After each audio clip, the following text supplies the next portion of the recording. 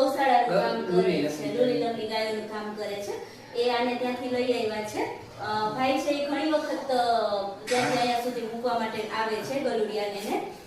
આને શું હતું ભાઈ, કેવી રીતે? આ કોક બાસ્કીમાં બાંધીને પેક કરીને એમને મૂકીને ભાગી ગયું. તો અમે ઓલા છોકરા મંદિરે સાંજે ચા પીવડાવવા આવે ને મામાને, તો કે કાકા કઈ કૂતરું હતું, એટલે મેં બહુ ધ્યાન ના દીધું. મેં તો ગલુડિયા હોય રોડમાં, પછી એટલા બધા મૂકવા જાય તો આ તે.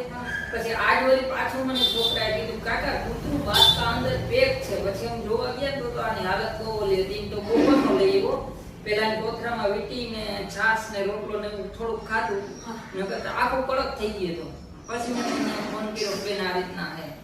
હવે આ માણસો એટલી હદે ક્રૂર થઈ ગયા છે કે આને બિચારાના પાછળના પગ કામ નથી કરતા, તોય એને બાચકામાં પૂરી બાંધીને ફેંકી ગયા. સારું થયું કે ભાઈ છોકરાઓનું ધ્યાન પડ્યું ને તમે અહીં સુધી પહોંચાડ્યું, નહીતર આ તો જીવનું જાય ને. તમારો ખૂબ ખૂબ ધન્યવાદ. અને ભાઈ તમે ખરેખર બહુ સરસ કામ કરો છો. કવારણ દયાબેન આપણે બધા ઈ જ કરી. તમારો બહુ આભાર કહેવાય કે આ વસ્તુ અહીંયા 5 મિનિટ કોઈ માણસ દેવું ન મજા આવતી.